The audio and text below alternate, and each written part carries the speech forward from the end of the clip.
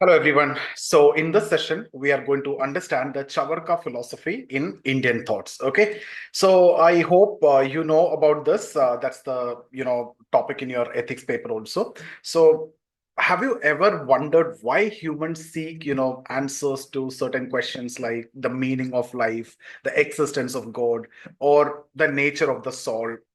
Across civilization, these questions have always asked, and there were diverse schools of thought also, from materialism to spiritualism, who's trying to answer this. So today, in this session, let's try to understand, let's dive into this one of the most radical and intriguing philosophy from ancient India, that the Shavarka philosophy, which is also known as Indian materialism. So guys, this philosophy actually challenges many conventional beliefs, thoughts, and understanding, and also stands apart in its bold rejection of spiritual dogmas.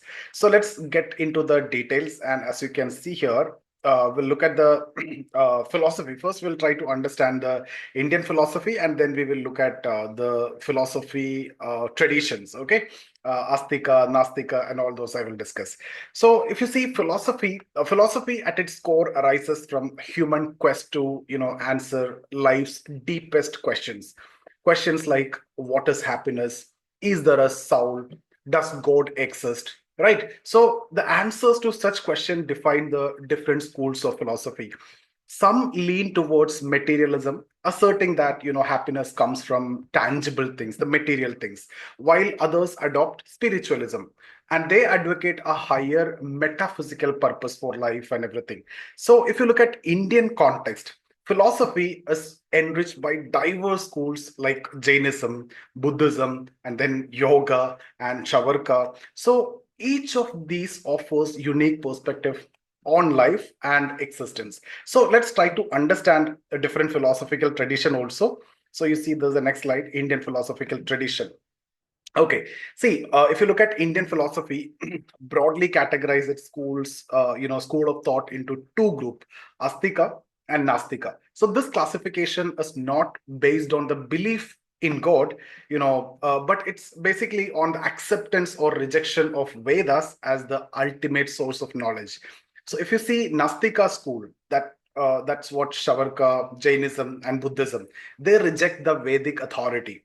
In contrast, the six Astika schools, including Yoga, Mimamsa, Vedanta, they accept the Vedas as foundational. So that's the fundamental difference. I hope this part is very clear. Now, Chavarka, its distinct materialistic and skeptical stance plays, firmly in the Nastika tradition. So when we talk about Nastika, we talk about Chavarka philosophy, because it is very distinct in terms of very much materialistic and skeptical stance, and that actually places Chavarka firmly in the Nastika tradition. So now let's get into the core beliefs of Nastika. Let me change the slide. Yes, okay. Core belief of Chavarka philosophy. See, Savarkar is one of the earliest materialistic school of thought in Indian philosophy, and it rejects the notion of the soul, afterlife, and even the divine. And if you look at its core beliefs, it include empiricism, materialism, and hedonism. So you need to know this theoretical aspect for your ethics paper. See, when you talk about empiricism, that means the only reliable source of knowledge is direct sensory perception. That means what we see, what we hear, and something which we can touch and feel, something which we can taste, smell, etc. So the concepts like inference means anumana, and testimony like shabda are deemed unreliable. So there is no such question of inference or things like that. Okay, so when we talk about empiricism, it's something which is tangible. That's what we are talking about, right? Something can be felt, something can be touched, something could be seen. Okay, then materialism. See, when we talk about materialism, like the physical world, it composed of four elements, earth, air, fire, and water. So it's all that exists. This is the four element that exist. And consciousness, if you see, according to Shavarka, is a result of physical processes. So what exists is these four, and that's what it's all about, existence. That's what materialistic belief. Hedonism, if you see, the ultimate goal of life is to maximize pleasure, and this is the key point. So what is hedonism? Hedonist school, that's another school of thought. So the ultimate goal of life is basically to maximize the pleasure and minimize the pain. Of course, that's why we are all living for. We don't want to have the pain, we need to have the pleasure also.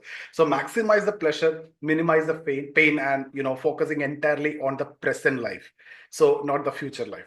And if you see, this is very pragmatic, right? And it is very much sensory driven. So so this pragmatic and sensory driven worldview contrasts sharply with other Indian philosophies that mainly emphasize what? Spiritual and the metaphysical ideals. Let's look at the key figures now.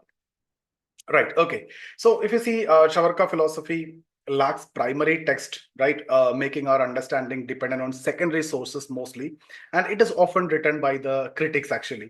And the key figures who are associated with the school. See, one criticism is that the primary source is not there, and it's mostly secondary source. So one of the key figures is Brihaspati, and then Ajit Kesabambali, and then we can also talk about commentators like Purandara, Ubhata, right? Okay. So Brihaspati is considered the mythical founder of Chavarka. And Ajit Kesakambali, who's an early Chavarka scholar, whose work are lost mostly, not much available.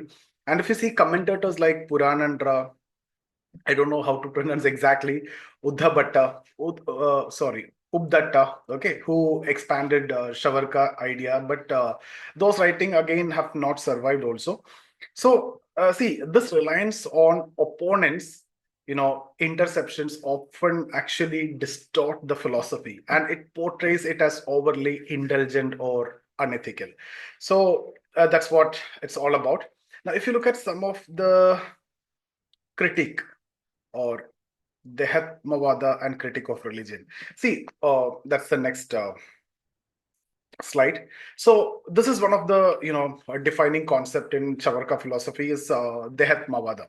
So here the belief that the body is the self, right? Body means Deha, self means Atma. So the body is the self, and Shavarka denies the existence of an eternal soul, arguing that all experiences, thoughts, and emotions arise from the physical processes.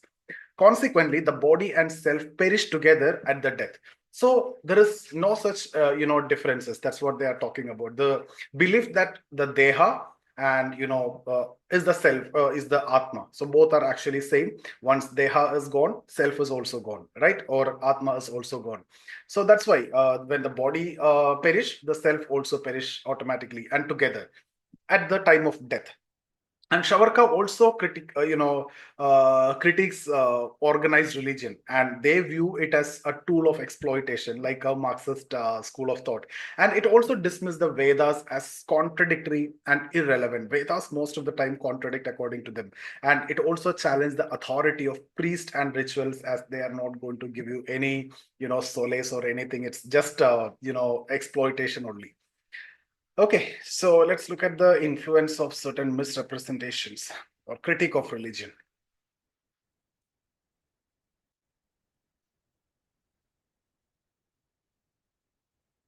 This point already we have discussed the critique of religion.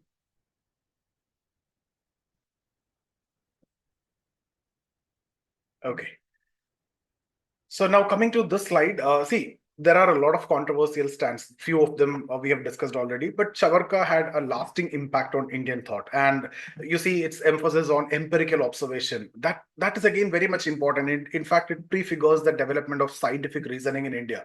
But see, the thing is that again, if you look at the other side, a critic often accused Shavarka of promoting, unrestrained indulgence and immorality, because they are giving a lot of importance to this world and the pleasure part. Okay, so see, that is there on one side, but again, the question is about it prioritize the pleasure. And some scholars argue that Shavarka advocated a balanced approach, emphasizing rational enjoyment within practical limits. That's something which we can consider. So we need pleasure.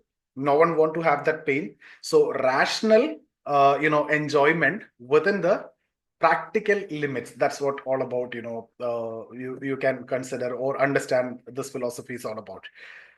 Okay, now let's also look at the contrast with other philosophies. So again, if you see Charvaka's materialism, it again contrasts with other Indian schools which prioritize spirituality. You see Buddhism, you see Jainism, and Vedanta. They stress detachment and pursuit of higher truths beyond the material world. So they have not given any importance or significance to the material world. On the other hand, Charvaka is giving importance to pleasure, the hedonist school actually, and the material world. Okay, so in this context, you can say Shavarka serve as a counterbalance and reminding us of the importance of tangible reality, that means empirical reality, and the present life experiences also. So both combined will give you the totality of the philosophy or life actually.